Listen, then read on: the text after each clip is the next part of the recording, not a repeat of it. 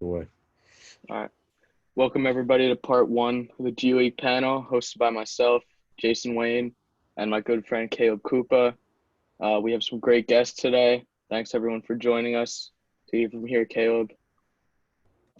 Yep, just like Jason said, my name's Caleb Kupa, and I'm assistant coach at Westtown. Really appreciate just a huge plug to Rising Coaches for offering us this platform, giving us the platform to bring so many different coaches at so many different levels, four really great individuals that the G League has to offer, and really looking forward to hearing their stories and kind of some advice they're going to give to some young coaches, to some old coaches, and all the coaches in between. So like Jason said, we really appreciate everyone coming out tonight.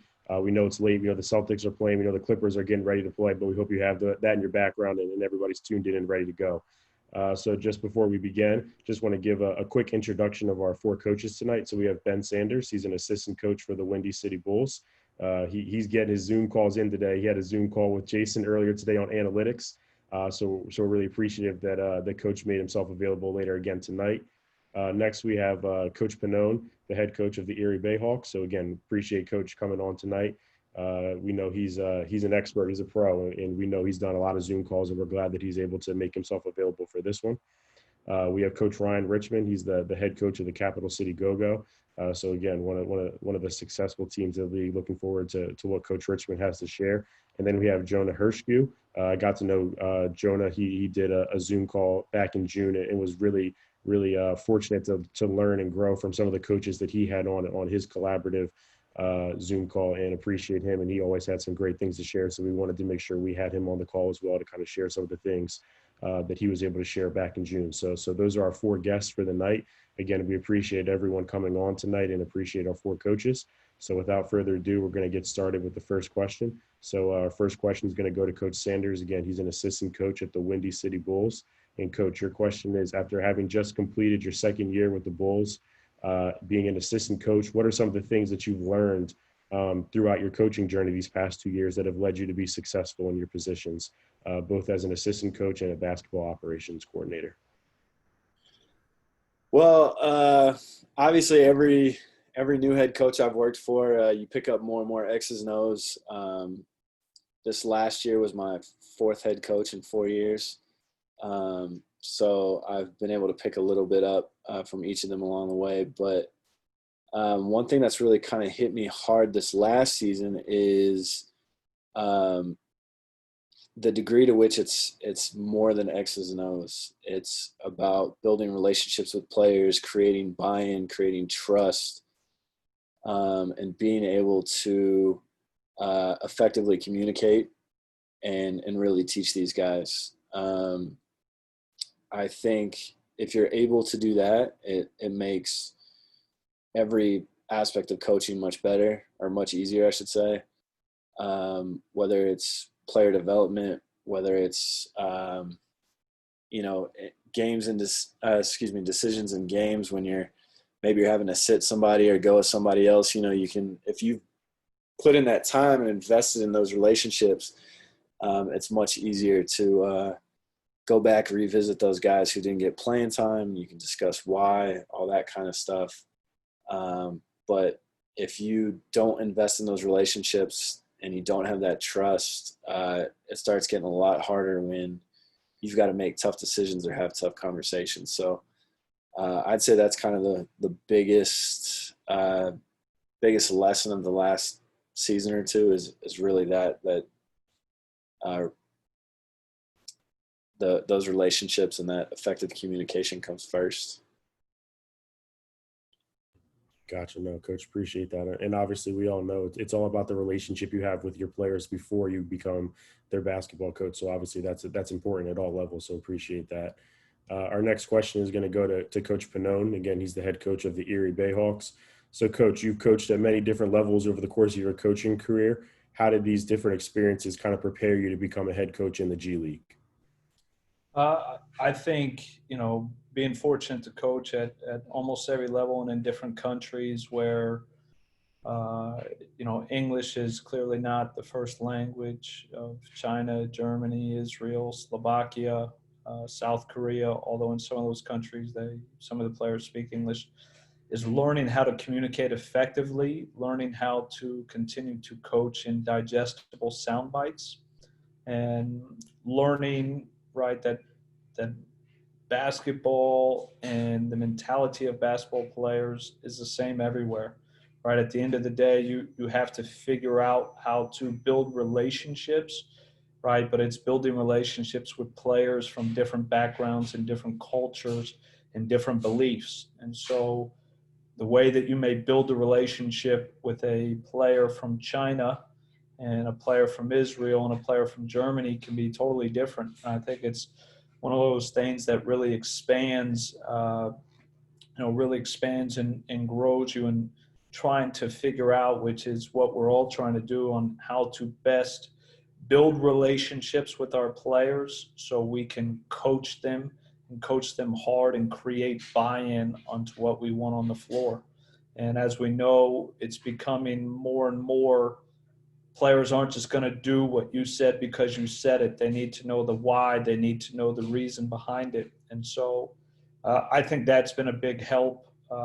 And then learning different basketball philosophies, and each kind of country has a different philosophy, has a different thing that you can take away and add to your repertoire as a coach. And so for me, I think that's been really important, and in learning to embrace other cultures.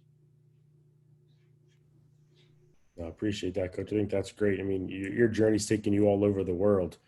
Some coaches go all over the country, but you've been fortunate to go all over the world. So I think that gives you a lot of different perspectives and dealing with different kinds of cultures, like you talked about.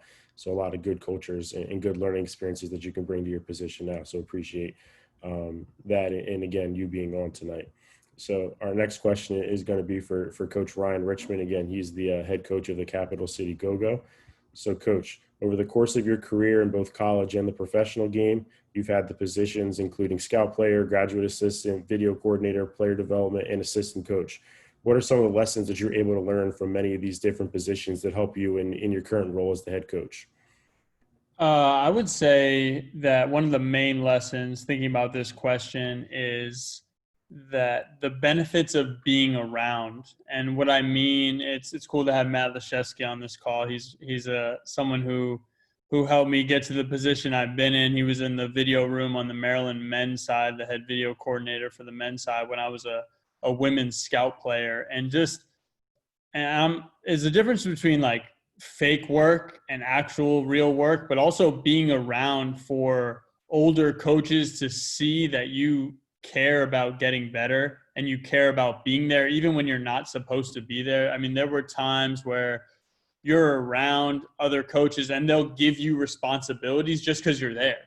They'll give you more things to do because you're in the video room when maybe you don't need to be, but you're hanging out and just creating a relationship. Everyone talks about relationships with your players, but having a relationship with older staff members who will look out for you, who will give you different tasks and responsibilities, I think that's almost as important, because without the confidence from older staff members, it's really hard to gain responsibility and help out with scouts and help cut film when you're in the video room and you're young and you're just trying to get in it.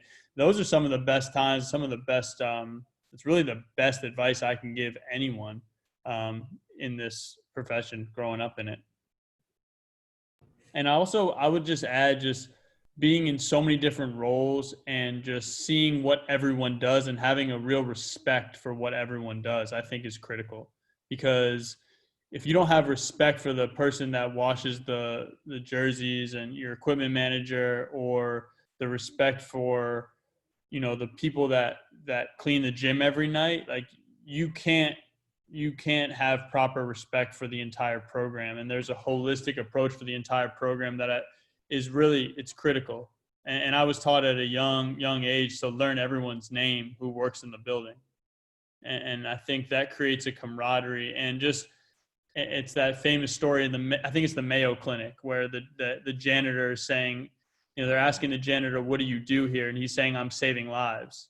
And they're looking at him like, "You're saving lives?" He's like, "Yeah, I'm saving lives, because if I don't clean the rooms perfectly, then there's germs and everyone's getting infected and people will die. Like, everyone's job is critical. And I think when you have different roles and you've come up in different ways the way I've come up, you recognize that. And people want to be recognized. People want to feel like they're valued.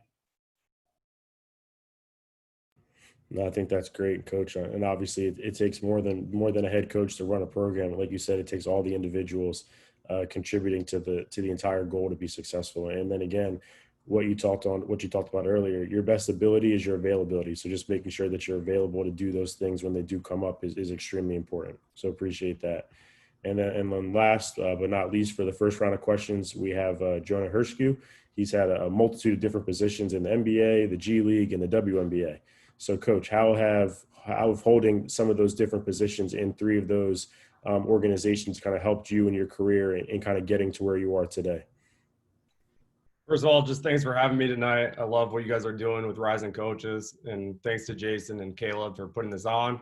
Just honored to be here with some really good coaches that I can learn from. I'm just going to talk about 4 main points. The first thing is probably the most important thing I've learned and realized is that basketball organizations are very complex, like organisms. That's the way I think about it, because they're living. There's a lot of moving parts, and there's often change. I'm with the Sacramento Kings, so we obviously just had some change happen. In college, you got admissions offices, you got your athletic director, your athletic department, academics. In the NBA, we have ownership, front office, coaching staff, player development, analytics, performance staff, athletic training. It goes on and on and on. And then you get to the players, they come with agents and friends and workout guys. So you guys get my point with that. There's just a lot that's outside of your control. So it's that cliche, just control what you can control and always do your best. There's no substitute for hard work. Ryan, Mike Longobardi is one of my mentors. He's an assistant coach for the Wizards. And a few years ago, he told me something that Jeff Van Gundy taught him, which is be high work and low maintenance. So I think about that almost every day. And don't be that guy walking in asking for an extra shirt or showing up late, like I think Ryan talked about. Just be there, be early, keep your head down, and do what's asked of you. And when the team wins, everyone wins. The saying, high tides raise all boats. Like, you're seeing coaches that are getting hired in the NBA now in the last few years.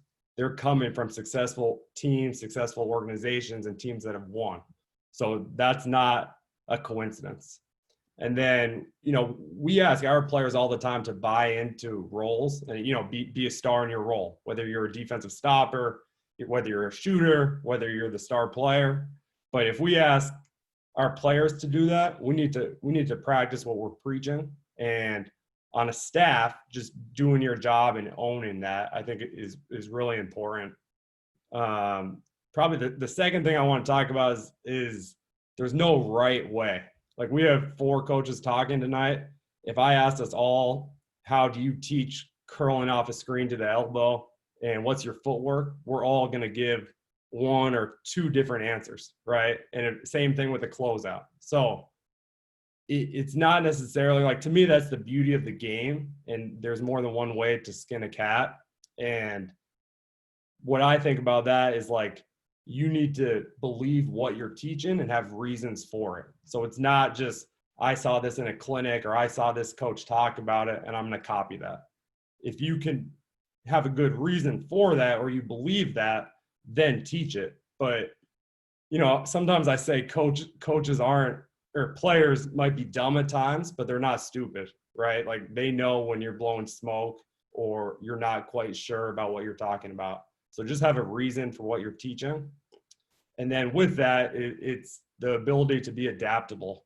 One of my best friends is in medical school right now, and he's doing it through the Army. So yesterday, Coach K talked to their group, and he sent me the Zoom link, probably illegally. So hopefully we're not recording right now. But it was really cool hearing Coach K talk about agile leadership.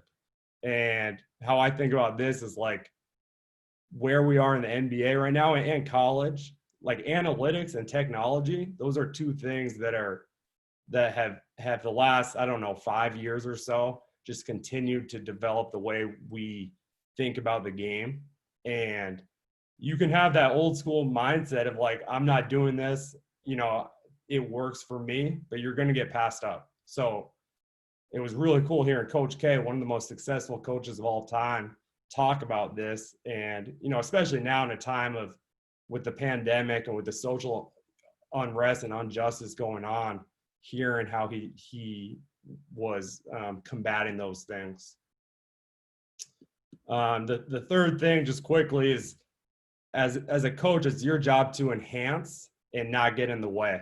And I love drawing up plays. I love hammers and elevators and triple drags and all of that. But like, less is more, and getting out of your players' ways. I think we're seeing this in the playoffs a lot. Teams simplify and they give the players a framework to play out of. And I think that's really important. In the playoffs, you're playing a team to start in your conference. It's going to be the fifth time you play them, that game one in the playoffs. So by the end of a series, tendencies, play calls, all of that stuff. So what's happening when the play breaks down? Does your team have a framework to play out of?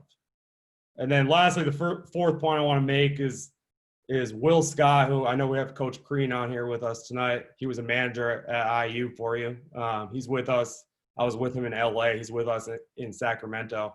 And he had a mentor who told him, you're always learning what to do or what not to do. And it's on you to be smart enough to figure out which is which.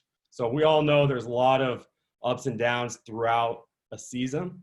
And in all ways, in-game, video sessions, outside of basketball stuff, but especially us younger coaches, you're always learning what to do or maybe what you would do differently. So even if you're not in position to make suggestions, my suggestion for you would be always going through the mental reps of what you would say, right? Worst case is you got the mental rep and eventually someone's going to ask you, hey, what do you think? And then you're going to be ready for that opportunity. So, like when I watch games, except right now, I always have the sound on. Like announcers are always saying good nuggets. And then I'm always thinking about what adjustments a coach could be making on each side. And, we all borrow things, we all tweak things, but why are you borrowing it? How are you going to make it fit your team, your coach, your organization, your players? And like, I write everything down. I have an app called Evernote. I think it's really good. I access it on my phone and my computer, and coaching ideas, reading lists, quotes, I have different tabs in there. So I'm always trying to take things and learn things. Like when I'm watching games throughout the year, I have a database. So it could be a college game, a high school game, a WNBA game, overseas game, and I'm categorizing different types of actions, single side tags, defensive rotations, whatever it is. And again, at some point, your coach is going to ask you, hey, what do you have for this? And it's either here or here. This is what this team did. Let's tweak it to this. And like, the last thing I'll say is we've had 4 games a day up until a few days ago. So there's different ways to get playoff games, but whether it's Synergy or Hoop One or watching it live, but especially a lot of people are home right now, not much to do. So I would just suggest watch these teams. There's a reason they're in the playoffs, and there's a reason they've gotten this far. So that's what I would say. Awesome. Those were great answers, coaches. Once again, just introduce myself, Jason Wain, going into my junior year of high school from Nanuet, New York. I want to coach when I'm older. I just got to thank Rising Coaches for the platform and just helping me develop as a coach. For the second round of questions, Coach Sanders, he was on my Zoom earlier today, dropped some great stuff on analytics. So how has your experience and knowledge of analytics assisted in your progression with the Windy City organization? So I think analytics is something that we kind of all have to know, right? I think at this level, it's more a detriment to not know it than it is an advantage to know it, if that makes sense.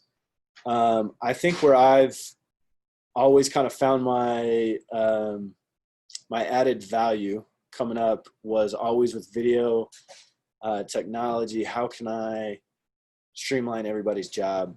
And thankfully, I'm much more than just a video guy, but analytics kind of came naturally as I found a way to kind of tie those two together and provide that value to my head coach.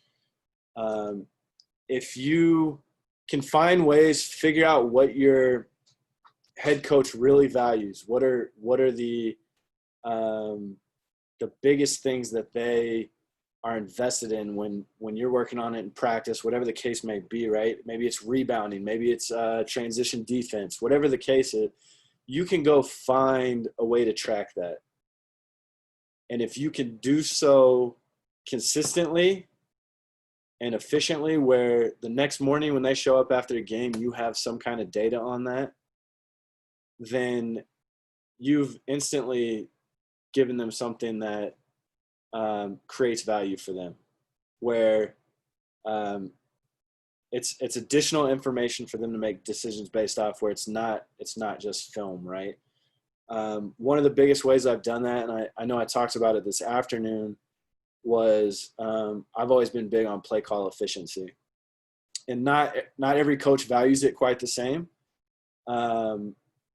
It's kind of take it or leave it, but you can provide a lot of context if you look at how frequently you're running an action, how efficiently are you running that action, and what's your turnover percentage in that action, right?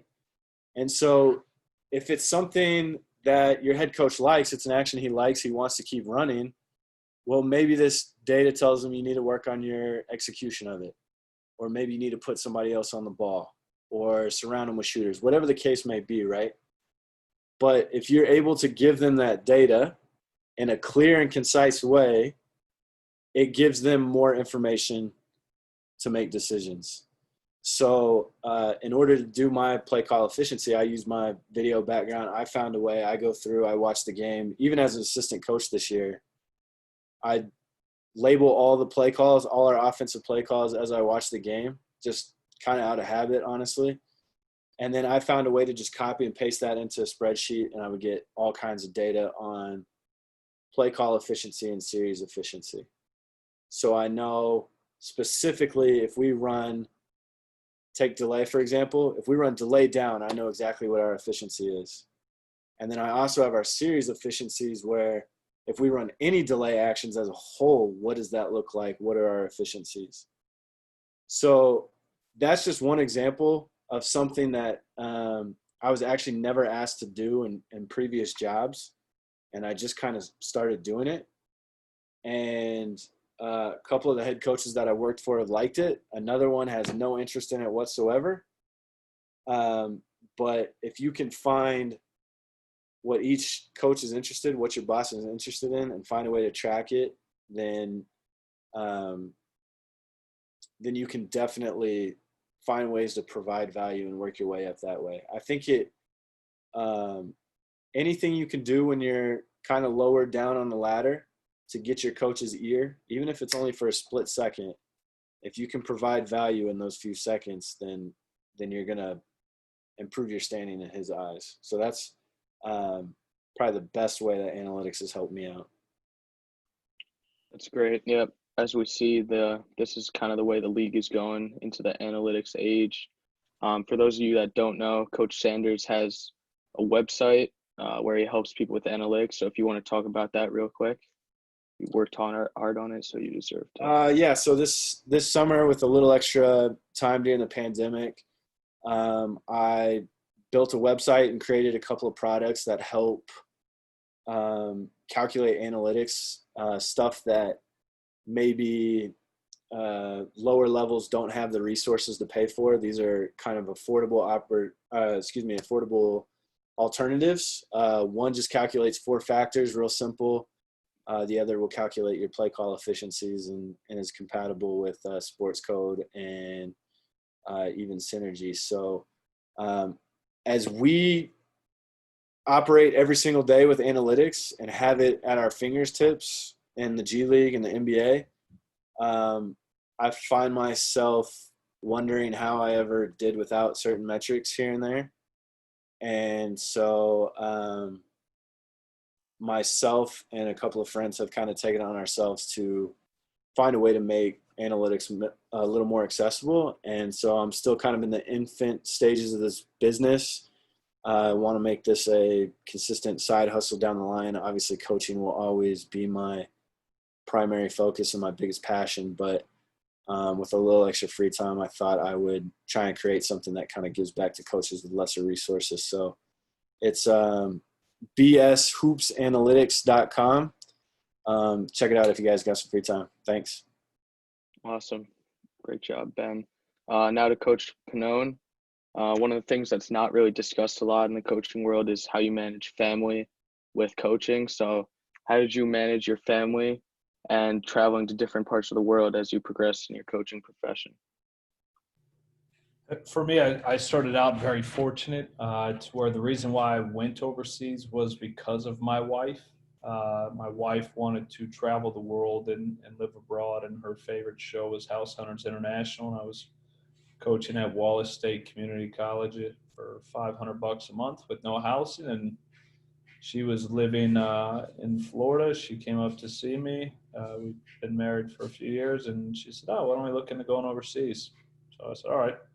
And so I got very fortunate there. And then as our family has grown, I don't have other hobbies. I don't watch any other sports. I don't, all I do is basketball, family, and that's about it. Anytime I'm watching TV with her, I'm cutting film and studying the game. So I don't really, I think, to figure out how to, one, push myself to be the best coach that I could be and spend as much time as possible trying to learn and grow while also still being a good father and husband, was to cut everything else out. And, that's been my decision. I had no idea it's actually called something, but apparently it's called hedgehog theory. Where the fox tries to master many things, but the hedgehog only masters one. And for me, I don't really have much interest. Everyone talks about being a well-rounded human being, and I'm not. For me, it's basketball, family, and if I have to choose between doing something else, I'd rather hang out with my son and watch Monsters Inc. with him or something. So for me, I think, figuring out what you have to sacrifice in order for what your goals are to achieve. And for me, I felt like as a coach, I'm not going to let the reason be that I don't achieve my goal is because I won't outwork everyone. Maybe I'm not talented enough. Maybe I'm not good enough to make it where I want to go. Maybe I never make the NBA as an assistant because I'm just not good enough. And if somebody comes to me, say, "Hey man, you just weren't good enough," I can live with that. If somebody comes and says, "You didn't work hard enough," that's unacceptable. And so that's kind of what I've had to do in order to try to be great in both of those areas. Awesome. That's great. So now to Coach Richman. What advice would you offer to young coaches looking to progress in the profession? So I'll impart the advice that I got when I moved from a scout player with the women's team. After an unsuccessful Division III basketball career, I transferred to be really to a bigger state school and was a scout player for the women's team. And I had this great advice when I went from being a scout player to the women's team to a grad assistant to the men's team. And David Adkins is an assistant coach with the Wizards now, and he was with the Maryland women's team. So he told me one day I got the GA job, and I was really excited, obviously, for the men's team. And DA, he told me, he's like, when you get over there, just do 3 things. I was like, all right, what are they? I'm really pumped. Can't wait for this. These 3 things are going to change my life. He goes, get water, get coffee, and there's a 8-year-old in my presence right now, soon to be 8-year-old, earmuffs, and shut the fuck up. get water, get coffee, and shut the fuck up were the 3 best pieces of advice I've ever gotten. And to this day, I feel like they are extremely critical when you are trying to break in and develop trust within a staff.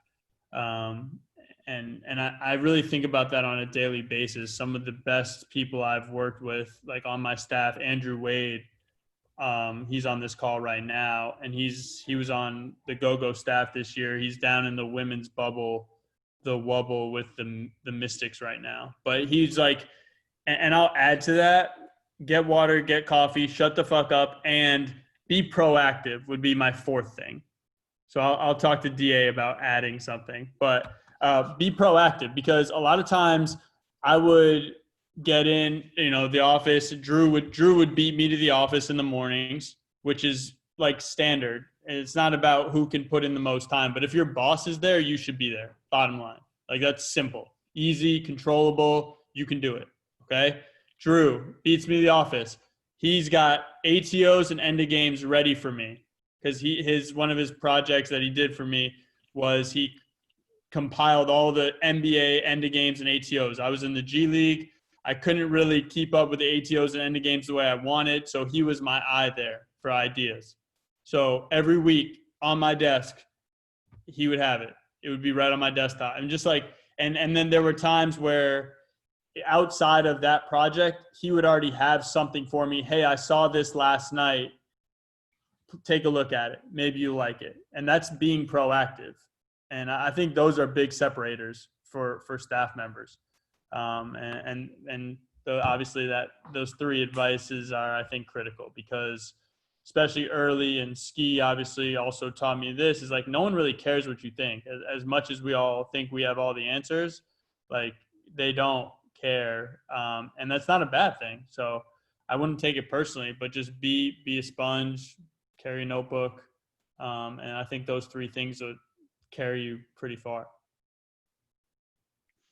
That's great advice. And Coach, now that we just heard your soon-to-be 8-year-old, can you kind of answer that question that we gave to Coach Pannone, how you balance family life? And actually not my 8-year-old.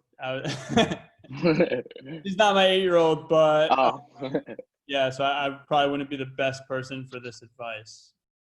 Okay. I don't have a family yet, but. All right. Coach Herscu, what advice would you offer to young coaches in the coaching profession? Yeah, the first thing I would say is there's no job too small to do. And we've all heard that. It's a coaching cliche.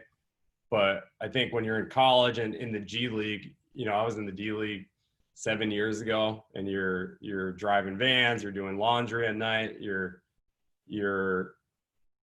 doing clinics almost every night.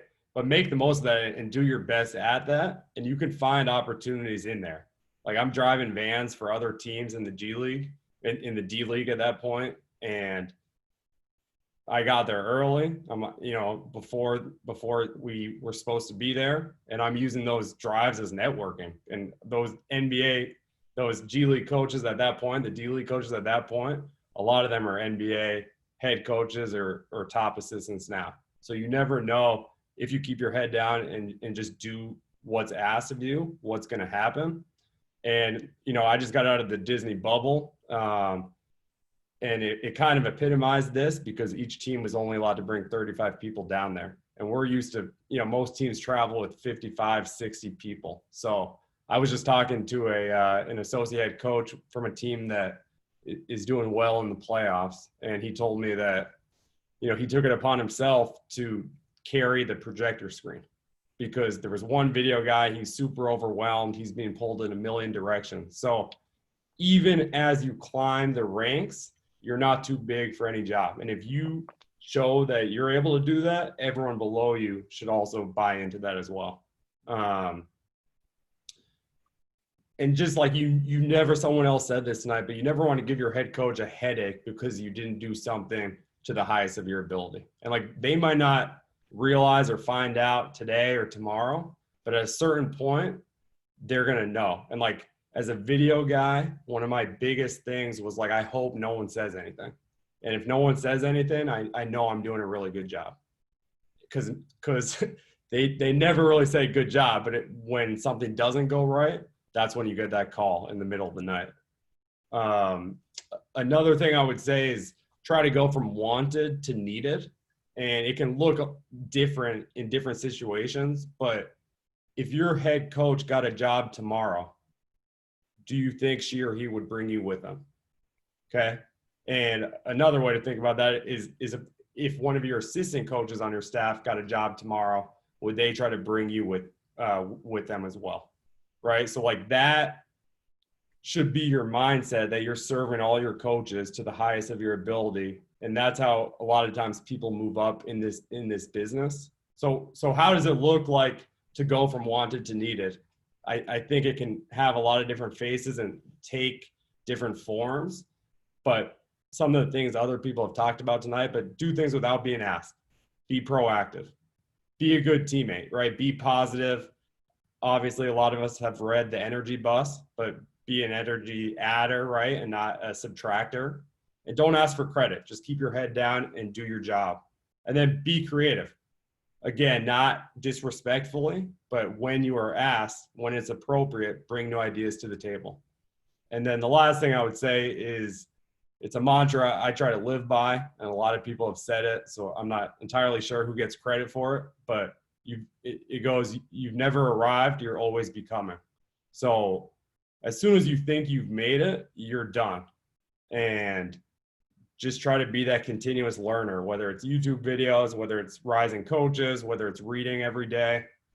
I know for me personally, it's a constant flip-flop, a constant floppy, so to speak, of feeling like I know everything and I know nothing. And to me, I think that's healthy, and I think that's a good thing. And so, work on your weaknesses, investigate things you're not quite sure about, and then study other coaches. I'll disagree with Ryan here. I think other leagues and then other sports. Like, to me, football coaches are the most organized coaches and the most prepared coaches with situational football and with how they manage. We sometimes struggle to organize 15 people or 17 people. They have college football teams have over 100 people and 15 to 20 coaches, right? So you could look there, and if you're in a college setting, walk down the hall in your athletic building or go to the football building and ask if you can sit in a coach's meeting. Ask if you can sit in a walkthrough. I think it's super interesting because we always struggle with like non-contact. If it's a shoot around, are we going live or not? In the NBA, it's hard to get guys up to go live every day. And I think it's cool that the NFL, I'm watching Hard Knocks now, and they had that whole period where it was no contact. So how are they approaching things like that? So just try to get outside of yourself and embody being a continuous learner. No, appreciate that, Coach. Again, really good advice from all the coaches on different perspectives of managing being a coach. So we appreciate all the responses that we got from all four coaches. So we're finished with the two preset questions that Jason and I had created for all four of our coaches. So if anyone in the audience has a question, just drop your name in the chat, and we'll work our way through. We'll probably go for 30-ish minutes. We want to be cognizant of all the coaches' time. So go for that amount of time, and we'll try and get through as many questions as possible. So if you do have a question for one of the coaches or all four of the coaches you'd like them to touch on, just drop your name in the chat. And then, like I said, we'll progressively work our way through all of those questions.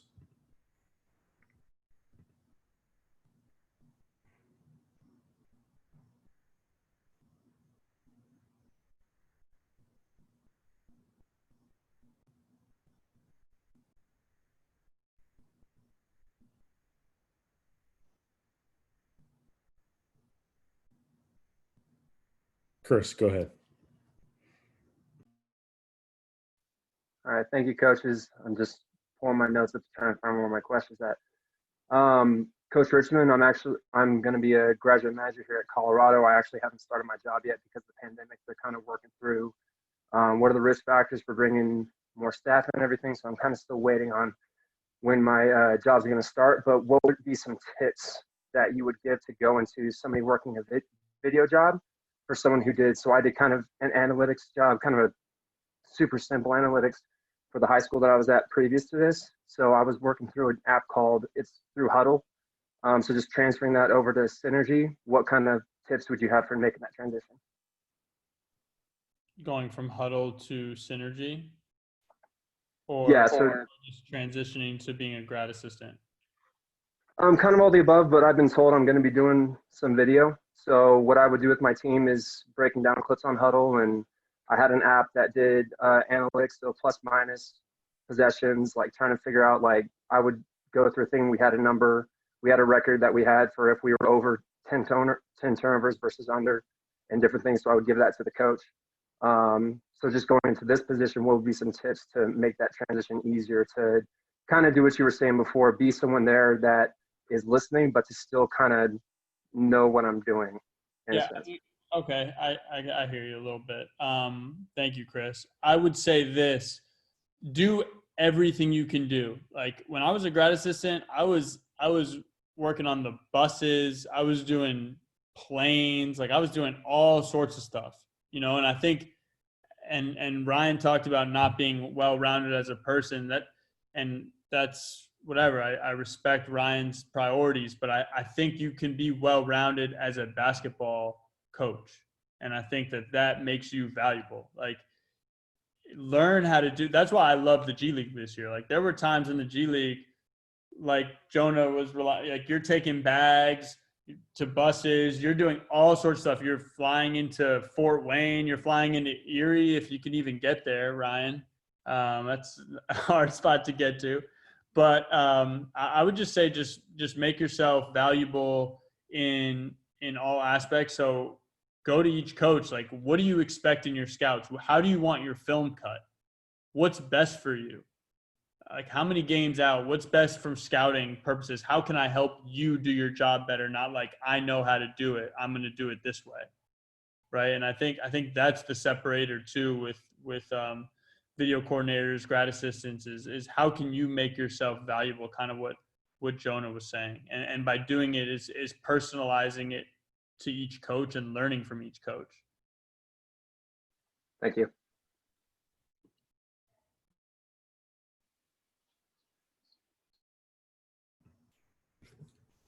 Josh, go ahead.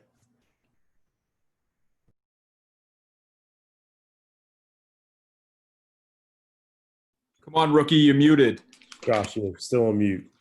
All right, good, perfect. I was laughing at Rosenthal. Hey, baby going to sleep, trying to be quiet. You know how it goes for the people with kids.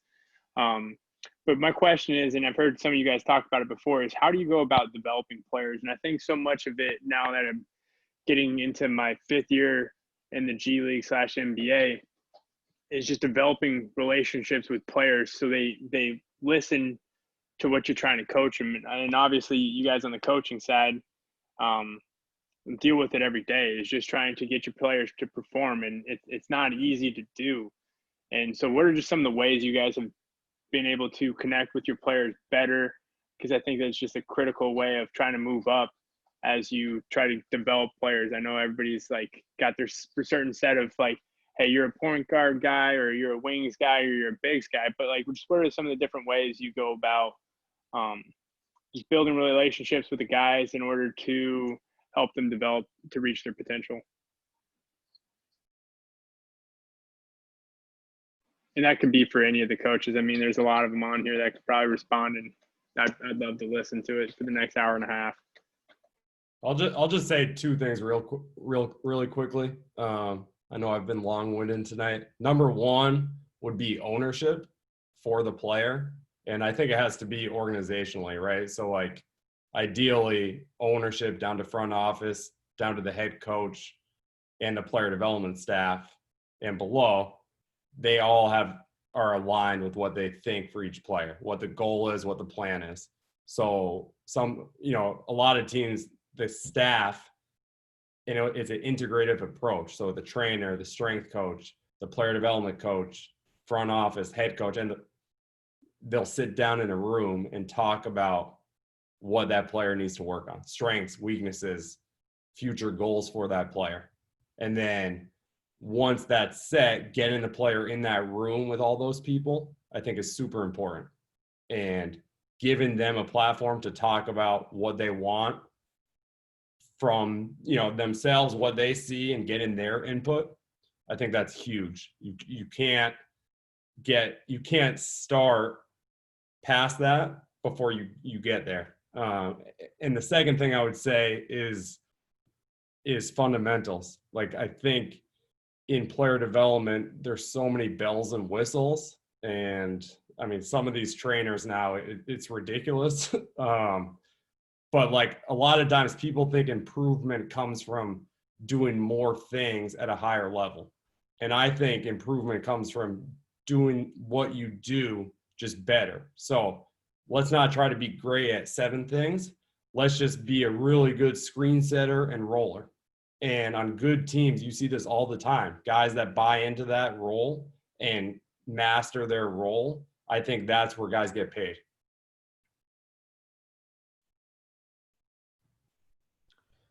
I think 2 important things in terms of building relationships with players. Number 1 is being authentically honest and vulnerable with them.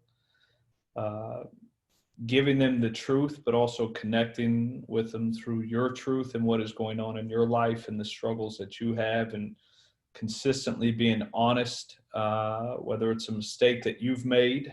I think TJ's on our call, our associate head coach, TJ, saying, one thing we try to do is in any film session, number 1, show our mistakes first, mistakes that we made as a coaching staff. But just in general, I think in life, right? Because it's trying to connect with these guys on more than just basketball. Everyone around them from such a young age has connected or attempted to connect with them on a basketball level, but not on a personal level. So I think explaining what's going on in your life, what's going on with your family, connecting with them in more intimate situations and one-on-one situations, and not always everything we want to do as a coach, right, is explain what they have to do better, what they can do different, instead of really getting to know what's going on in their life, what's going on with their family. One of our players' mother had breast cancer this year, and then she beat breast cancer, and learning about his father, who was in jail but is such a strong male figure in his life, for what he's gone through coming out, holding him and his siblings accountable, making sure he doesn't make the same mistakes that he made, and being able to relate to it with your own upbringing, whatever it may be. And I think that's super important. And then having a never say no policy, like throughout my career and even this year as a head coach, I had a never say no policy. If a guy wanted to go to the gym, I would be there with them. There was no off day for me. Didn't matter, 8 a.m., 9 p.m. It's a never say no. And oftentimes that's going with your assistant. We had an example, one of our players, we had a 3 overtime game win.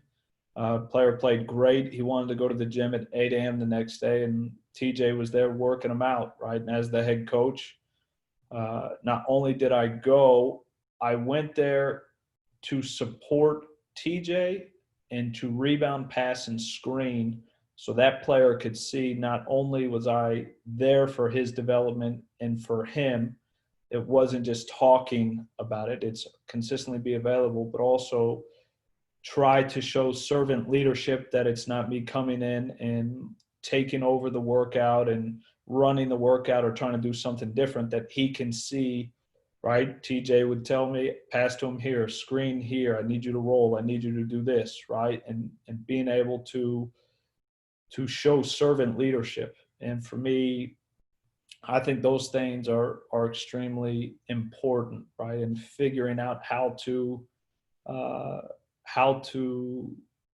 do that with your players authentically, right? Because they all have people in their life that say they're there for them, but are there for another reason, right? And how do you break that wall down? And for me, those are just 2 of the things that we do. If I could build on that for a second, I think, everything Coach Pannone just said is absolutely, I I believe in 100%. I want to reiterate the word authentic. One of the words we always talked about as a staff is being genuine. And since we had an Aussie head coach, we'd actually use some weird Aussie slang. The term was fair dinkum. And I think having this weird term actually helped us with our players. They laughed at it for about the first week that we said it, but as we went on, we really kind of hammered that in. But I think in building those relationships, it's like Coach Pannone said, it's getting in the gym with these guys, and the term I've heard probably the most is sweat equity, right? If you get on the floor and you sweat with these guys and you prove to them that their improvement and their career is in safe hands with you, then they're more likely to trust you and go with everything you say, right? I also think an important angle of the G League is for these guys who have a shot at the NBA, it's how can you develop skill sets that are going to be useful for them in the NBA right away. So a lot of these guys, they're not going to go up to an NBA team and immediately be the primary scorer. All right. There's few exceptions to that. But a lot of times these guys, their job is to stand on the perimeter, knock down shots, maybe straight line drive, find the open shooter, right? It's sometimes simplifying the games for these guys, where rather than build on these complex skill sets, it's get very good at the things that are most necessary to succeed at the next level. I think where that can get complicated sometimes is for some of these guys that are never going to make the NBA, they might have to go overseas. Their next job, they get over there, and all of a sudden you're an import. And Ryan, you might be able to talk on this better than any of us. There's a lot of pressure for Americans when they get overseas, and they've got to perform at a high level. Maybe they got to be the primary scorer over there. So part of it is to be able to accurately assess what every player needs. What skill set is going to give them the most success, and how are you going to be able to create those positive habits consistently and while limiting negative habits. And if you can somehow portray to them what they need to work on to be most successful at the next level, sometimes with a lot of these dudes who don't have self-awareness, that can be the biggest hurdle, is getting them to be the type of player that they need to be rather than the player they want to be. One of the most naturally talented players I ever worked with, player named Chris Walker, I had an RGV. Man, he's unbelievably talented, beyond talented. If he had embraced his role as a 5-man and really decided that he wanted to be the best 5-man he could be, I think he could have been an NBA player. But he wanted to be a 3-man or a 2-guard, and he never quite made it because of that. So part of that is maybe a failure on our part that we're unable to get that across to him. But sometimes that's half the battle, is just making sure these guys trust you to guide them in the direction that's best for them instead of what they think is best for them.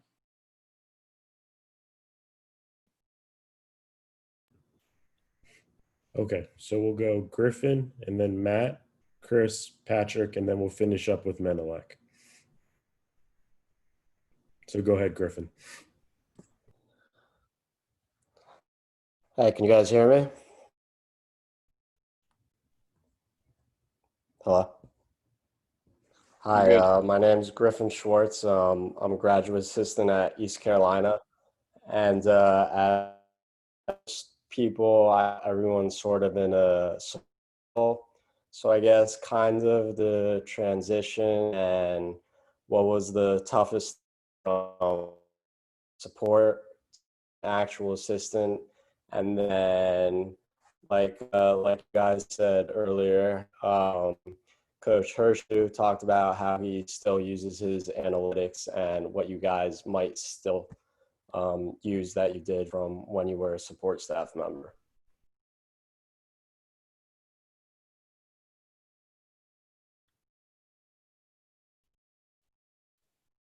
He was breaking up for me. I missed about half of what he said.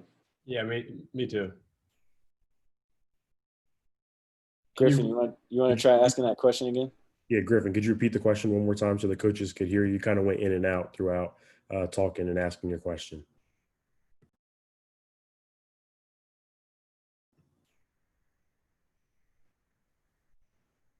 Maybe type it in the chat and we can go with the next person, maybe go back to him. Yeah, Griffin, can you just drop your question in the chat and we'll come back to it. Hopefully things kind of sure up a little bit. But next we have Matt Dickman. Matt, if you want to unmute yourself and go ahead and ask your question. Yeah, appreciate it.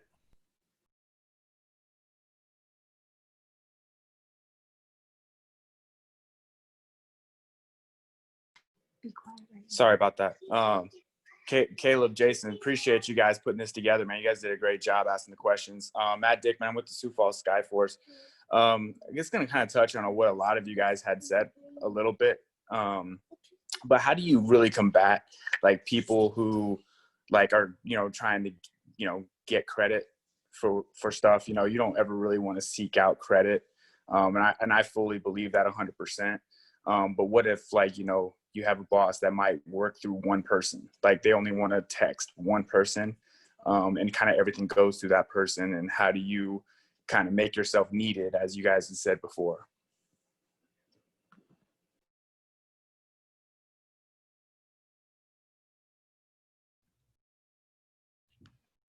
That's a good question. I would say that one of our GM, Tommy Shepard, he's got so many good lines, but one of his good ones is your ego is not your amigo. And I think that sometimes if your head coach is just relying on one person, I think it's like an ego thing for yourself that you need to like almost take a step back and just think like maybe it's not personal or anything like that, but you can find other ways, whether it be connecting more with the players or finding your ways to be valuable in other areas. Maybe that assistant coach isn't shuffling or sending his way would be my answer. Just find another way to provide value. And maybe that doesn't really answer your question, but I think instead of going negative on it, which I think as coaches, we have a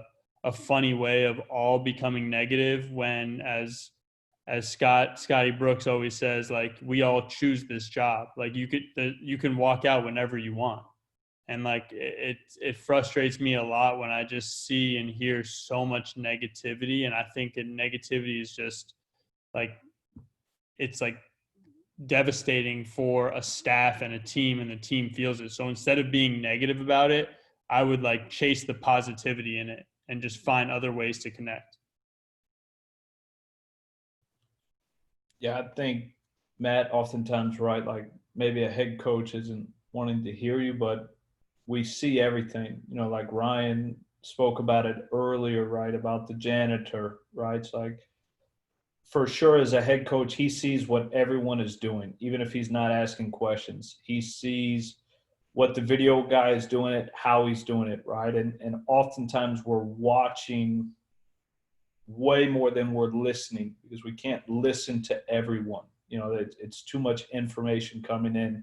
And so obviously that's, what you're talking about is something a lot of head coaches do during the games, but obviously some staffs run their way to where he may not be asking you questions, but he can see that you're prepared. He can see that your video edit is perfect, that your scout is great, that you're connecting with the players, that you're beat everyone to the office, like Ryan said, that you're consistently there for the players on every off day, right? And we ask the players all the time, like, what can you tell me about Coach Matt? Oh, man, he's available every day for anything that I need. I need to go to the grocery store. He's taking me to the grocery store. I want to go shoot at 5 a.m. He's there at 5 a.m.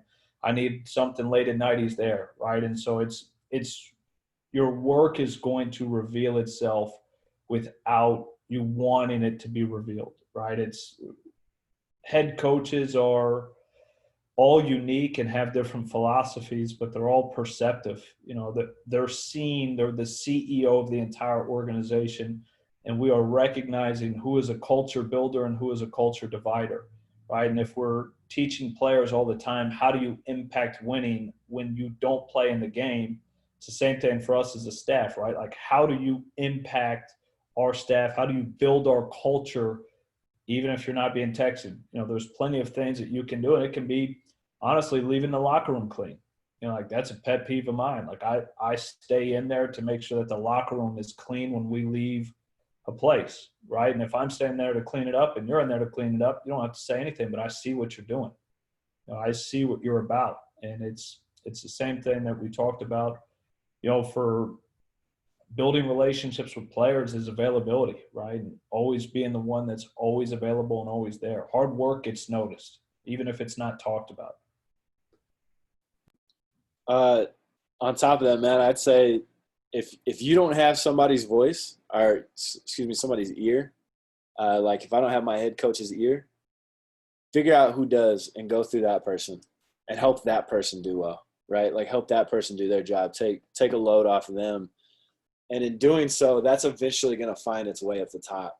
You know, it could be as simple as like the head coach asking him, like, oh, where'd you get this? How'd you get this done? Like, oh, well, Ben helped me out with it.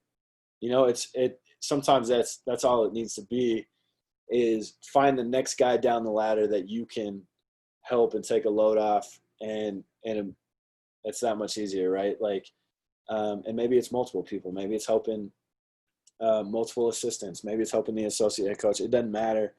But going back to what Coach Richman said, putting your ego aside is the biggest thing. We were big believers this year in Windy City, thanks to our head coach Damian Cotter, who was a wonderful leader. One of his biggest things from the very get-go when he showed up, he didn't get to hire any of us. He showed up day one and his staff was in place. None of it was his decision. And a lot of coaches, I think, could kind of fold under that and not like that one bit. He made a point of making sure we were the most cohesive unit possible from day one. It was understanding everybody's strengths and weaknesses and how we can all complement each other. And in doing so, we set an example from the moment the players walked into the locker room or walked in the building. They saw that we were cohesive and that we were on the same page. If I said something, it meant Damian was saying it. If Henry said something, it meant Damian was saying it. And it's because they saw us all together at the same time, right? Knowing that we liked each other and that we cared about each other's success, whether the players realize it or not, that's an example for them. And sometimes that means, hey, I got to take a step back and not compete with this guy on my staff. And I know how hard that can be. I struggle with that in my earlier days, in an effort to matter more than I probably did at the time. But sometimes you got to be able to kind of put your ego aside to make the staff as cohesive as possible. And ultimately, that's what contributes to kind of a well-oiled machine.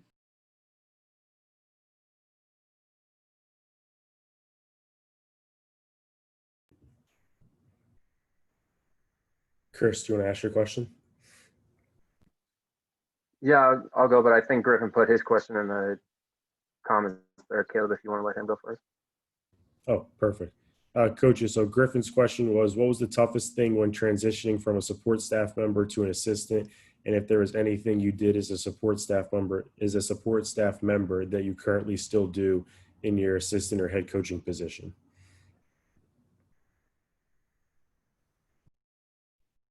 The one thing I would say is your preparation should do your talking for you.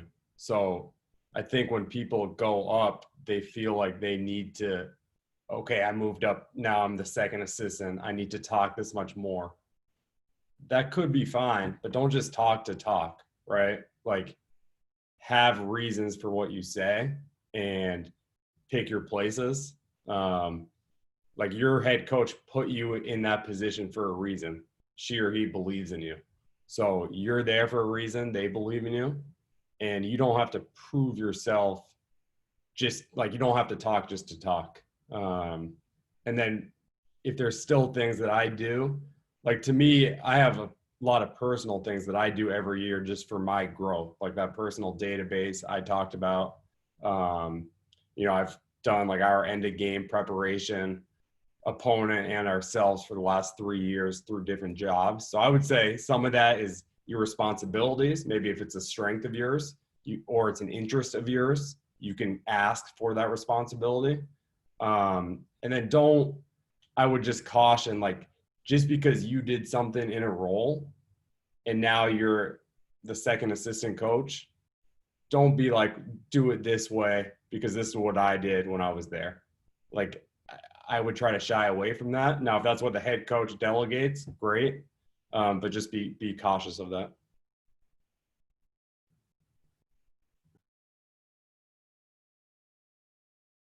I would say whatever your strengths were that got you that point, don't forget it. If you're good with video, keep being good with video. All right, that translates to making edits for players, teaching edits for players, right, or breaking it down for them. I mean, you don't have to transform into this like whole new guy once you get into a new role.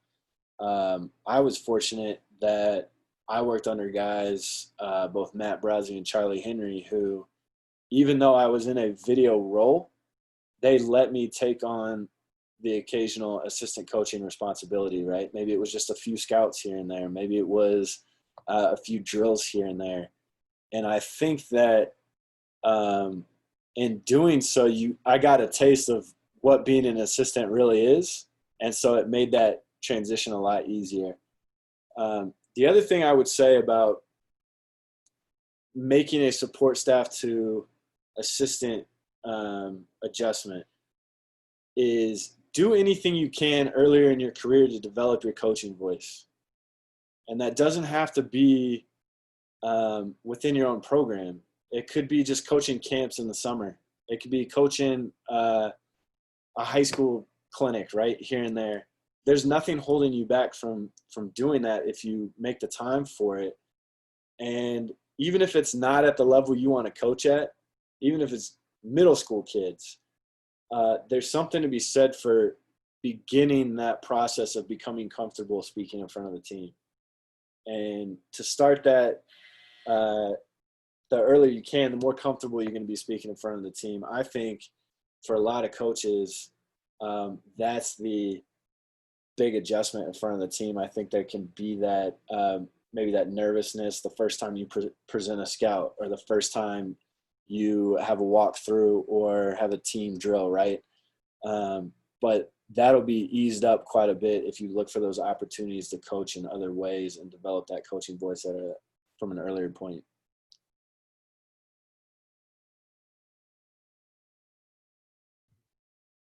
Pick up bags, do the little things.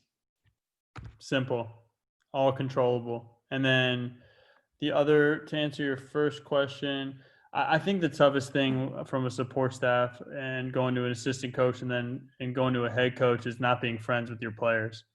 And I think as a support staff member, you don't have to deliver hard news. You can kind of be the buddy guy, and you have no bearing on minutes.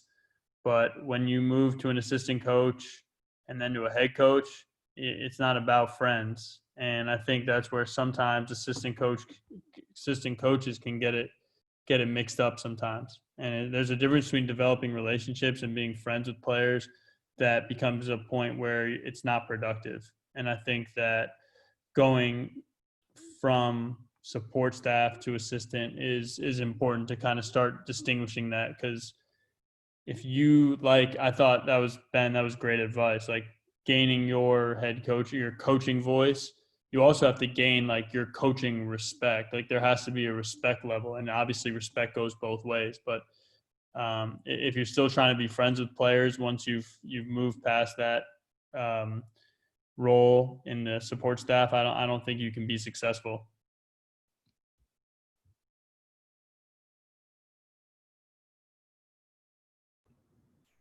Chris, you can go ahead now. I had to switch mics, so I'm sorry if the audio is a little crappy. So Coach Richman, this is going to be based off something you said, but it's open to all coaches to expand on. But it was about your 3 things for a coach to move up, like shutting the hell up. It wasn't through this talk, but it was another Rising Coaches talk. We had a guy from Minnesota Timberwolves, Cigar Singh, I hope I'm saying his name right. When he was with USC as a grad assistant, his first year, he was quiet and everything. And in between his first and second years, somebody told him to speak up more. And then, again, this is a month ago, so I'm forgetting all the specifics, but someone came to him and was like, why, like, you're finally speaking up. I wish you talked more last year.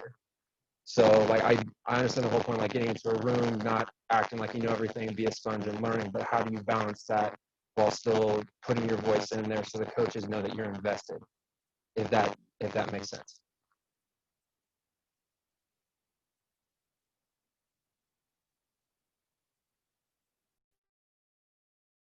I think I was listening in on that one. That was Sagar. I know Sagar a little bit. Great dude. I think what he was the point he was trying to get across is like, lay low, right? Don't speak when spoken to. But when you're spoken to, like, be prepared, know what you're talking about, and don't be afraid to speak with conviction. I think Sagar, mostly talking from a scouting standpoint, is when you get a front office together and they ask you what you think of a player, the last thing you want to do is sit in there and kind of waffle on a guy and maybe hedge your bets. And then they say, all right, well, this guy he's not confident enough in his evaluation to speak up and say anything strongly. I think there's always a fine balance when it's your turn to talk, when a coach gives you an opportunity and asks you a question. Know what you're saying and know it well enough to say it concisely. You don't want to be too long-winded. You don't want to blow your opportunity where they don't come to you again, right? So just be prepared. Answer the exact question they ask you. But that still fits into what Coach Richman was saying. Like, chill out, keep your voice down, and only speak when spoken to when you first get your start. That makes a lot of sense. Thank you. Chris, I would just say pick your spots and have facts to back up your opinion, whether that be analytics or film or both. Thank you. I know this has been a big thing for me because, like, the first couple of things that rising coaches have done here, I've kept quiet. I haven't asked questions or anything, so it's kind of a built up of courage to even ask these questions. But I've gotten a lot of great things from you guys from previous Grow the Game talks that they've had on here and different things. So I definitely want to know, like, I didn't want to just be the quiet mouse in the corner, but also not talk out of turn. So thank you. Patrick, do you want to unmute yourself and ask your question? Yep, thank you. So I'm currently at the University of Minnesota, and I think working here and at two other colleges, a common theme is obviously when guys get to this level, a lot of them want to get to the NBA and whatnot. And as coaching staffs, we're constantly telling them the difference that it is when you're at the college level to even the G League, international, and ultimately the NBA. So I think one question I wanted to ask kind of all four of you is, if you guys were kind of speaking to a college team, what are one or two things that you guys would just say are kind of non-negotiables, or just what their mentality really has to shift to really understand that obviously you have your top tier guys in the NBA, but the rest of how the league is filled out, it's really hard to A, get there, but B, to stick there, to have a career and make it for yourself for a decade or however long?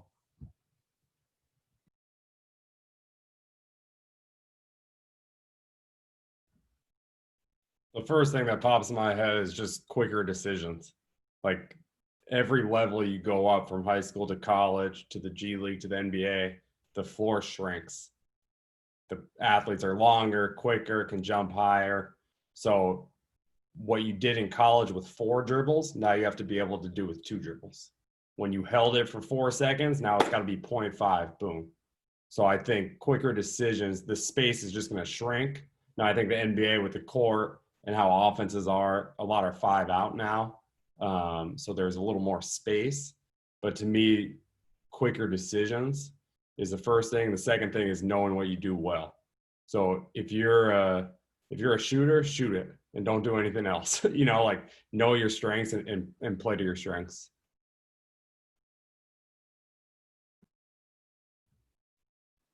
I would say it's never too early to start behaving like a professional. I think a lot of these guys, and we see them in the G League quite a bit, they come in and they may be talented as hell, and the only reason they're not in the NBA is because they haven't put it together mentally, struggle to show up on time, don't take coaching very well. The guys who are going to find success long term are the ones who learn how to be professional.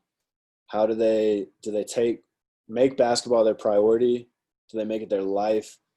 Do they have good habits off the court? Do they eat right, sleep right? Are they lifting? Are they spending time in the training room? All that kind of stuff. You don't have to wait until you're making money and getting paid to play basketball to behave like a professional.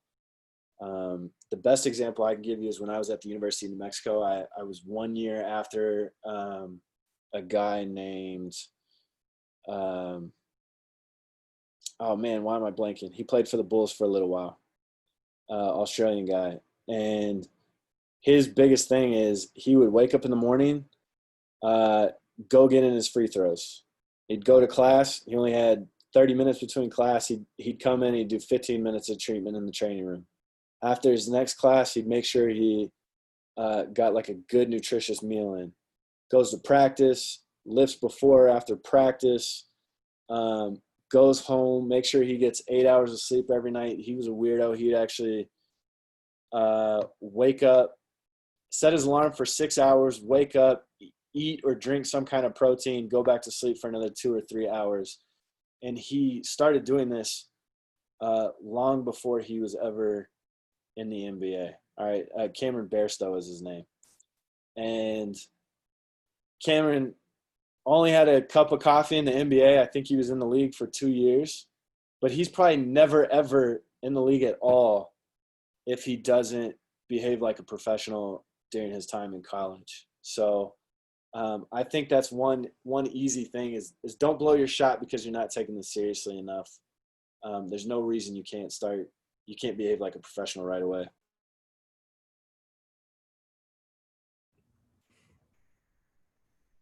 Patrick, I'd be super simple and ask two questions. And the two of them are, do you run to help up your teammate off the floor? And do you take charges?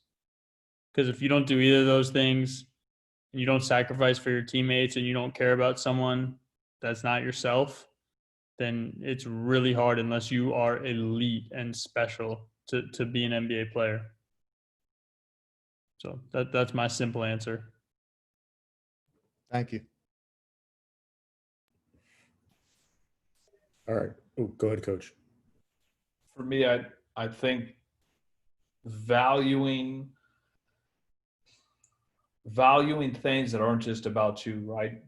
To me, players this day, everything that they do is about them. You know, they don't want to do team practice. They want to do individual workouts that are working out solely things that are only for them, right? And there's most guys in the NBA are role players. I mean, it's the reality of it. You know, they're all a niche, and so they have to figure out how to make guys around them better, how to excel at minimal things, as other coaches have said. But they have to learn to value things that they don't realize are important to them because it's not solely about them. They have to learn to value defensive rotations. They have to know the playbook inside and out. They have to value consistently pushing their teammates, right? Like there's a big value in New Orleans if you get the star players to come back and work at night. You know, it's like we had Vlako Chinchar for 8 games with us in the G League. And Denver brought him back up, supposed to be for 2 games, and then sent it back down for 2 games before the showcase. And he went up there. At the time, Jokic wasn't playing great. And he just started cussing him out in Serbian. And And all of a sudden, Jokic started playing great. And Mike Malone said he can't go back down. He's a Jokic whisperer. He has to stay here. He solely believed that he got Jokic to play better, right? And nowadays, players, everything is about them, their routine, my workout. They don't want to do practice, but they want to come in and only work on their game, but then work on skills that solely help them, not understanding the value out of a pick and roll. You might not get the assist, you might not get the shot, right? It's learning how to create the value, learn how to create the advantage, keep the advantage, and use the advantage. And so, it ties into what Coach Richman said, right? They have to value things that aren't solely about them. And there's huge value in that. And to me, the theory that the 450th best, most talented players in the world are in the NBA is crazy. I mean, there's a bunch of guys that are not in the NBA that are talented enough to be in the NBA that aren't buying into what Coach Richman said, what Coach Sanders said, right? They have to buy into things that aren't about them. And obviously Popovich's quote is, you have to get over yourself. And it's a reality. It's the reality that it's not solely about you. And then you have to embrace, right? Like, to me, if you only love playing in the game, you don't love basketball. You don't love it. Like, you like playing in the game. My best friend's a lawyer. He makes $3 million a year. He also likes playing basketball. He goes every day at noon and he shoots the ball 40 times and he doesn't care because that's fun to him, right? But does he love taking care of his body? Does he love eating right? Does he embrace the suckiness? The things that suck to everyone else, do you embrace it, right? Taking care of your body, diet, sleeping at night. All of the studies show the value of getting your sleep. And yet players still go out at night and party, and then they try to perform in the game in the G League, and they're all trying to get out of the G League. It doesn't make any sense. And, it ties into the professionalism and the value of doing things for your teammates and helping your organization win. And at the end of the day, right, like, we're all hired and fired based off winning and losing at some point. And, okay, some programs you get the opportunity to build. Some situations at the pro level in the NBA are rebuilds, right? It's not like that in Europe. In Europe, you can sign a 3-year deal as a head coach and get fired in the preseason of your first year for losing too many games in the preseason, right? So you have to have players that understand every possession matters, every game matters, everyone's job is on the line. And guys that approach it like Cam Barstow, they have a chance to make it. I was recently speaking with Coach Steve Prohm about Matt Thomas. Matt Thomas was playing for the Raptors, went from Iowa State to Obradoiro in the ACB League, signed from Obradoiro to Valencia, and then Valencia to the NBA, right? And I'm obsessed with finding the next Matt Thomas. And I asked him, I was like, how was Matt Thomas's work ethic? And he said, oh, yeah, he used to come in the gym 5 days a week on his own in the morning and do defensive slides and put himself through a whole entire defensive workout because he knew everyone was going to knock his defense and why he wasn't going to be in the NBA. Like, it's relatively simple, right? Like, you have to embrace the suckiness. Like, that sucks, right? But he embraced it. He owned it. It became his habit. He learned to love it, and that's why a lot of guys make it, and sure, some guys are going to talent their way in the NBA, but at some point, your talent is no longer good enough. Talent alone isn't going to keep you there, because there's so many talented and individually good basketball players. And at some point, age is a factor, And so to me, I think those things are super important. Like, how much do you love watching film? Like that. How much, and let's think about for all of us, how much do our players love watching film? And the mentality that a guy can only watch 10 minutes of film is insane. How can they watch 5 hours of Game of Thrones? I don't understand, So, they've got to learn to love that stuff. And you can go down and I've never been in the NBA. Ryan, you've been in the NBA, and Coach Jonah, you've been in the NBA, right? Like, they talk about it all the time, like how much film LeBron watches, how much film Kobe watches. I've worked with a bunch of guys individually, 60 players, and like mostly the best ones lived and watched film all the time. And I mean, that's a great way to train your brain, train your IQ, grow as a player without having the wear and tear on your body. And I think it's, figuring out how to get guys to embrace it, to get things that other players don't want to do.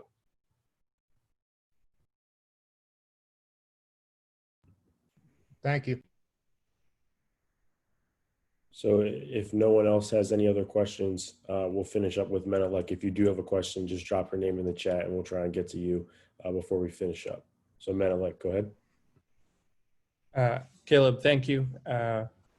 Big thank you to you and Jason for putting this together. This has been awesome. And Coach Pannone, I want to actually give you applause for what you just said. That's an awesome thing about the embracing the suckiness. I actually really love that point. So the sucky thing about asking a question after so many good questions and so many good responses is it kind of changes the shape of the question as we move along. But I've noticed after watching many months of Zooms at this point that the presenters that are the best, in my opinion, there's a real correlation, obviously between being prepared, but also between like having side projects and having a voice that stands out and having a presentation style that is unique. And obviously there's huge overlapping coaching with that. What, if anything, do you gentlemen do to work on your presentation style and your own voice and how you come across to players?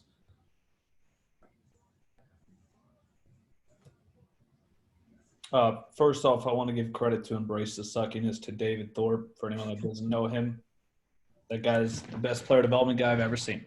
But for me, it's something, right, that Coach Sanders talked about early is getting reps. Like one of the best things that ever happened to me, in my opinion, was being a high school head coach from 20 to 25, right? And, Coach Stan Jones is on here from Florida State. And, I was able to receive a lot of mentorship from guys like him and Kevin Sutton and David Thorpe, and learn and watch things, but also get the experience of finding my voice, finding my practice voice, my game voice, right? My preparation voice, or scouting reports. And, like a lot of young coaches at the time, I was like super aggressive and, yelling, and then learning to adapt, what became my style, right? Like at a young age, because I didn't know anything different, I was trying to emulate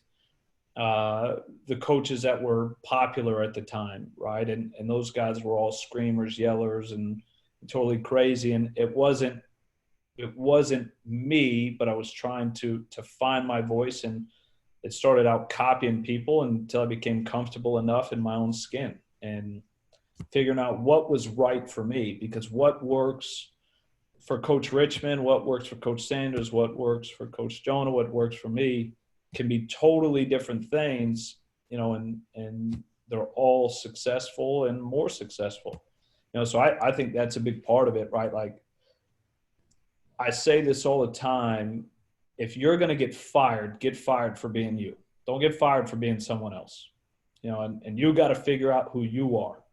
And then you got to embrace it and grow it and challenge it and consistently evolve and figure out better ways to do it. But like, I'm going to get fired for being me, not for being someone else.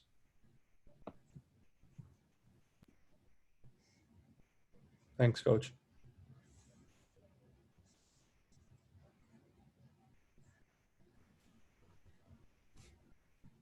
Be prepared, Menelik. That's the biggest thing. Be prepared. Like if you've done your homework, if you know your scout, if you know the way the drill works, whatever it is you're presenting or saying in front of the team, if you know it in and out and you've really gotten yourself prepared, that's the best thing you can do to speak confidently in front of a team. Thanks, Ben. Yeah, like for me, I know I'm a little younger and came up like a number of you guys through the, G League, WNBA, video room in the NBA, intern to full-time. And I get my confidence from my work. from my preparation. So I know that might be a cop out, but like know your stuff. And I'll never forget one of our interns from last year is with the Pistons now. I know Sean Sweeney's done some rising coaches stuff, and we were talking when we played Detroit this year. Our former interns, one of their video guys now, and I was just asking him about their process and all of that. And he was just like, the dude's always prepared. Like we were doing a walkthrough, and a player asked, "Why are we doing this?" And he was like, "Well, he shoots 42% from this corner, and it's whatever, and it wasn't staged. It wasn't like he was just prepared for the walkthrough. So that's a story I think about a lot. And you never know when you're going to need certain things. So having a process that you believe in. Thanks, Jonah. One thing that I've been taught to do is actually, like, if you have a scout or a walkthrough, like literally go on the court when no one's there and just walk through it yourself and speak how you would speak, whether that be with film or just like I said, like a walkthrough, like do like a dry run, like you're scripting a scene of a play. And I think that always helps give you confidence.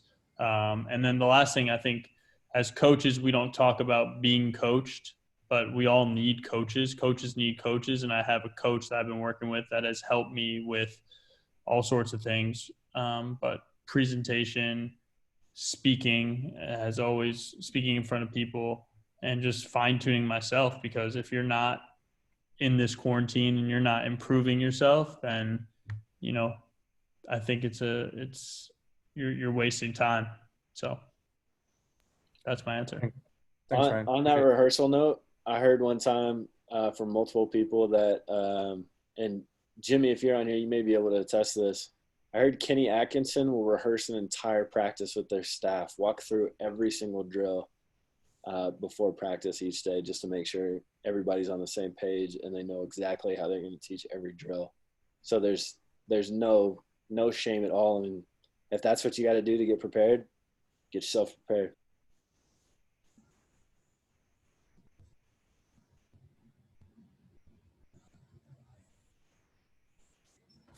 Do any of you still get nervous with public speaking at this point, or is it now second nature due to how many reps you've gotten?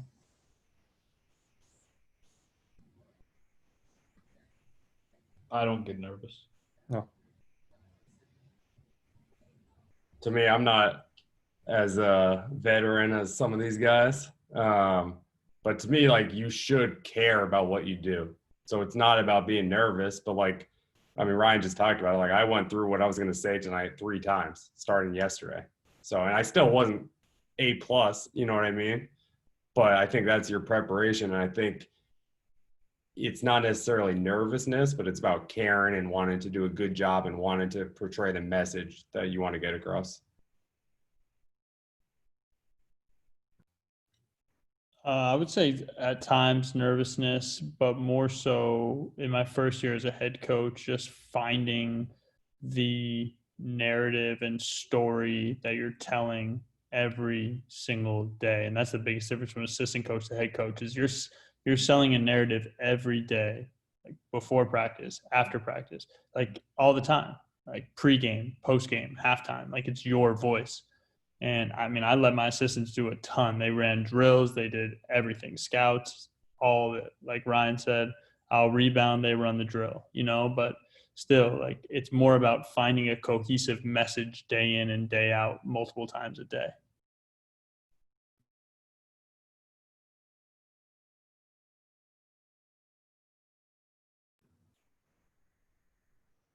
Does anyone else have any questions before we finish up?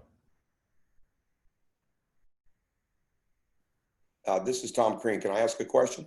Yes, sir. Coach, go ahead. Okay. This is for all 4 of you. First and foremost, this has been tremendous. It really is. Thanks for putting it on, and thanks for the 4 of you for participating in it. My question would be on a skill level basis now, when people come in as rookies into the G League and more of a generalization, not a specific player, but more in of a guard wing or somebody that's more of a 4, a hybrid 4, a 4-5, something like that. If you had to pinpoint a couple of the skills in those positions that guys are missing coming from the college game, without being specific about a player, but some of those specific skills that they're missing, how would you characterize that?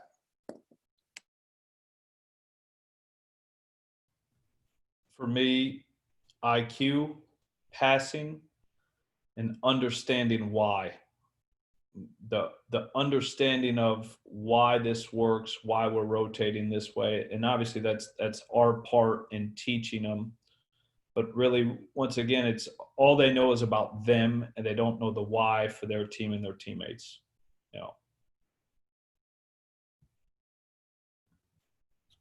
The two things I think about are defensive rotations, and it's a little different with defensive 3, not being in college, but similar thing, understanding that and why, and then pick and roll play. And a lot of colleges have started doing more and more of that. But for guards, when you're getting in the lane, do you have to hook pass with both hands?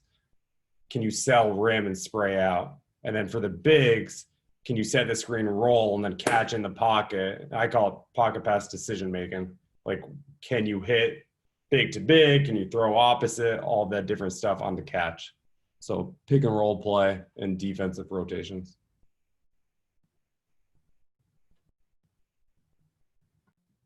That position coach for me is all about really defensive versatility with force.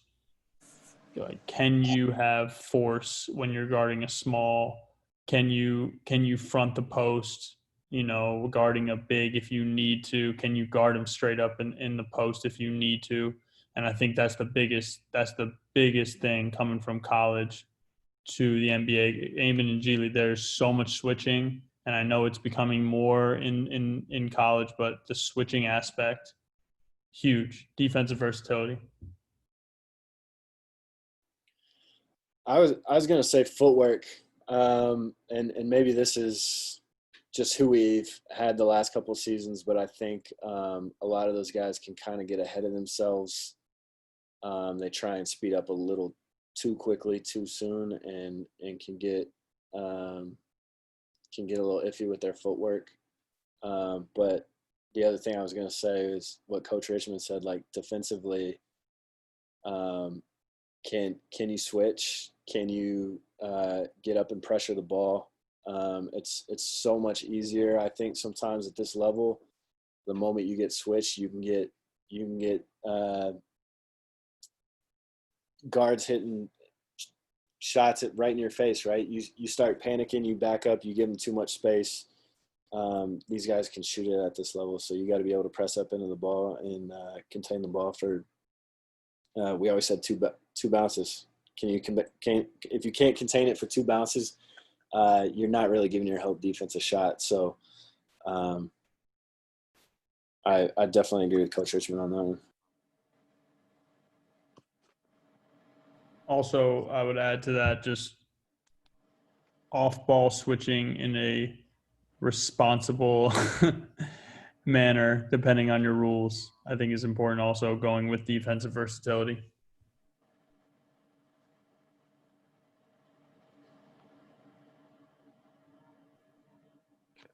Is that it? Great, thank you.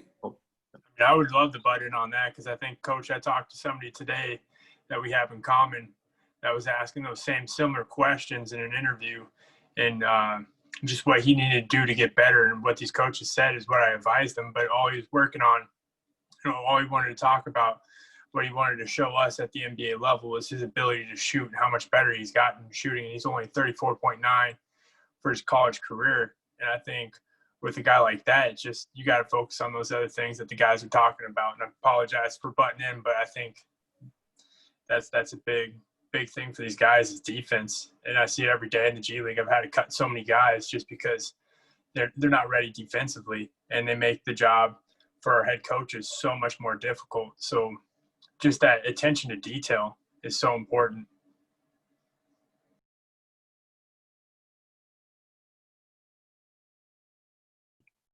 Okay. This concludes part 1 of our G League panel. Appreciate everyone coming on. especially the special guests, Coach Sanders, Coach Pannone, Coach Richman, and Coach Herscu. Hey, great. Jason, sorry to interrupt. There's just one question in the chat box. Oh, of course.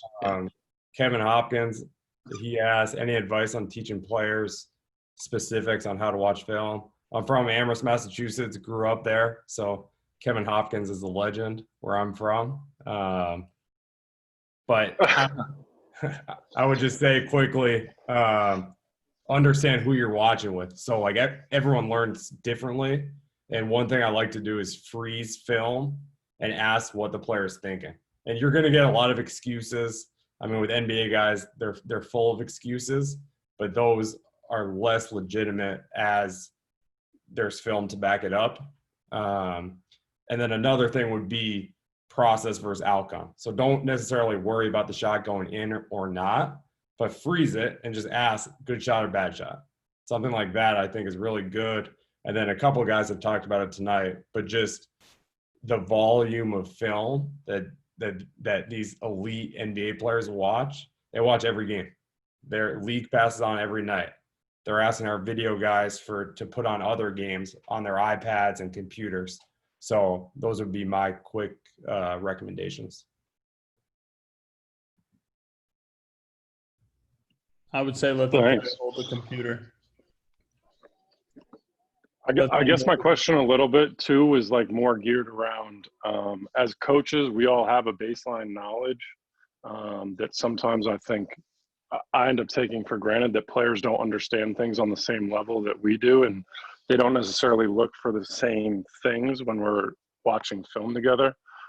So I just didn't know if there's any ways that you guys kind of used film to get players thinking along the same way you are. Like, do you give them just one thing to look for when they're watching a game film? Or are you kind of trying to give them all of it at the same time? Also, Jonah lies, I'm not a legend. One thing I've found is players love watching themselves, and it's really easy to like zero in on yourself. So sometimes to prove a point, whether it's someone else on your team when they're not on the court, or getting clips, like you're at a Division III school, finding someone at a Division I school who's trying to do something you're trying to teach, or an NBA player, I think that can help them get outside of themselves and maybe learn a little differently, not take it so personally. That's another thing we've done. One thing my associate head coach, Dan Tashney, did this year was he gave each player that he was watching film with 3 goals, like little goals every game, and they would review it the next game. So whether it be 3 stick hand closeouts, no middle, or, bigs, 2 hand in the pocket pass in your drop coverage, you're showing your hand in the pocket. It's like short, it's attainable goals that they can look at themselves, like Jonah was saying. And like I said before, have them hold the computer. Like, give them ownership, teach them how to use it. Simple. I think a big part of it is getting them to speak, right? Like if it's only us talking, if it's not interacting, they lose their focus. So really asking them their opinion, getting their opinion. What do you see? Why do you see it? What made you make this decision? And then educating through film, I think is super important. Having, players that they're aspiring to be. Like for us in the G League, we show a lot of NBA guys. I show some European guys, but they don't understand the level of play. But there's some things that I think are taught better and try to show them. But I think making it interactive, because at the end of the day, it's us telling them, but we have to have a baseline of what they understand and what they see and why they see it before we can then correct it, right? Because we can't assume the decision for them, because their decision-making process, their thought process is different than ours, and it's different than their other teammates. And so I think that's important in us trying to understand the why they made this decision before we can give advice on how to do it different or better or correct it. And then, I think holding them accountable through film, is very important in getting them to understand the value of it. Like, to me, everything on film and every possession on every possible way comes down to one of two things. You're either not good enough or you don't care enough. You're not good enough to see the teammate that's wide open, or you don't care enough to see him. Which one is it? Players aren't going to say they're not good enough, so then you can start breaking down the why they don't see it and what they have to do different, etc. But there's very rarely is a player going to say, I'm not good enough to set a physical screen to get my teammate open. Oh, okay, you're not good enough, so you don't care enough to do it then. You don't care enough to get your teammate open. Why? How do we change it? How do we add value? Now you show clips of guys that are making millions of dollars because they're great screeners and rollers, as Coach Jonah said. And so I think that's important, and getting them to understand the value of those little things. I'd hammer home let them hold the computer, make sure they're the ones talking. The other thing is you can really use positive reinforcement as a strong tool. Show positive clips. I think a lot of times we get guys defensive because we'll call them out, especially in front of a team. I think individually is an easier time to criticize players and show them the negative stuff because it's just you and him, and hopefully you've built up the trust at that point. In front of a team, guys start getting defensive and may shut you out if you call them out in front of the team too much. But definitely showing positive examples. If you can, you show them screwing up one time, show them 2 or 3 clips of them doing it well, and I think that really reinforces it for guys.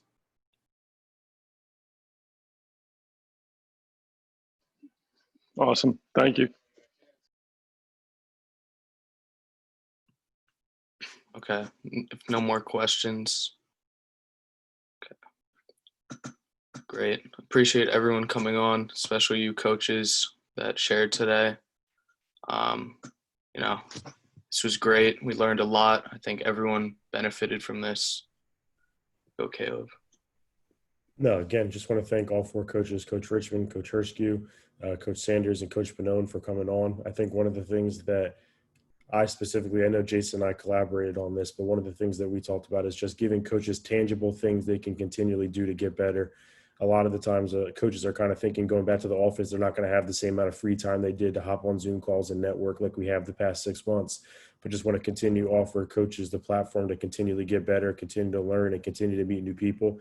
And I think everyone had the opportunity to do all 3 of those things tonight. So we're just glad that everyone was able to take part again, and that all 4 coaches were able to make 2 hours of their time available for all of us to continue to learn and continue to get better as coaches and ultimately help our players. So again, just want to thank everyone for coming on tonight and continue to stay tuned. We have a couple more calls in the coming weeks that we're in the works of scheduling, and would love the continued support that we've gotten these past few weeks with everyone coming on and supporting us on social media. So again, we want to thank everyone for coming out, specifically our 4 coaches. And again, just want to thank everyone for giving us 2 hours of your time.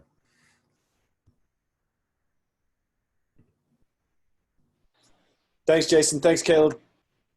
Thank you, Coach. Thank you. Everyone have a good night. Thank you, guys. Appreciate it. Thank you guys.